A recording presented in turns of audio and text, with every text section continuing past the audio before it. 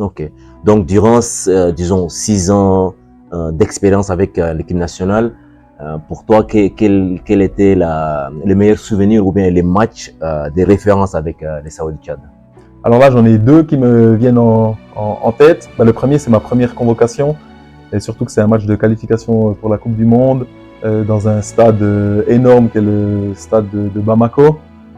Donc vraiment une foule juste énorme. Je me rappelle toujours pendant que le coach faisait la théorie, il y avait des bouteilles sur la table, il commençait à expliquer la théorie et tout d'un coup les joueurs maliens sont entrés sur le terrain, tout le stade s'est levé et les vestiaires donnaient juste sous les tribunes et il a commencé à avoir tout qui tremble comme s'il y avait un tremblement de terre, il y a tout qui a commencé à tomber, ils ne pouvaient plus parler, le panneau bougeait, etc. Et c'était impressionnant. C'était très impressionnant. Ouais. Surtout pour des jeunes qui intègrent l'équipe nationale comme toi à l'époque. Exactement, pour une intégration à l'équipe nationale, effectivement, c'était un match, c'était quelque chose d'assez impressionnant. Et aussi, voilà, moi j'avais entendu parler beaucoup de Jafet Endoram, aussi, qui est très connu du coup, dans la Ligue 1 française.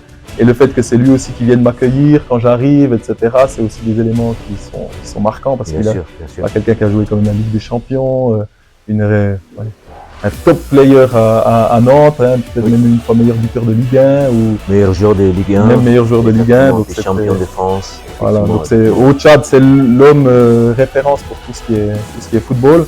Et puis j'étais aussi fan du FC Barcelone à l'époque.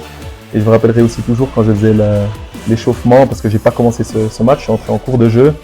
Et quand je faisais l'échauffement, tout d'un coup il y a une balle qui passe à côté de moi, je me retourne et puis c'était Frédéric Canouté qui jouait à Séville, où il y avait aussi Seydou Keita qui était à l'époque à Barcelone, Sissoko qui était à Liverpool à cette époque-là. Donc de voir ces joueurs que je voyais à la télé, d'être sur le même terrain qu'eux, c'est une sensation assez particulière.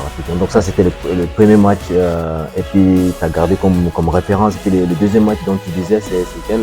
Oui, alors là c'était le premier match, je suis entré en cours de jeu à la 60e minute.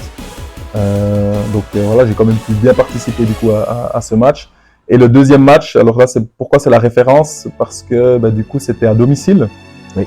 C'était contre le Malawi et c'était mon premier match à domicile.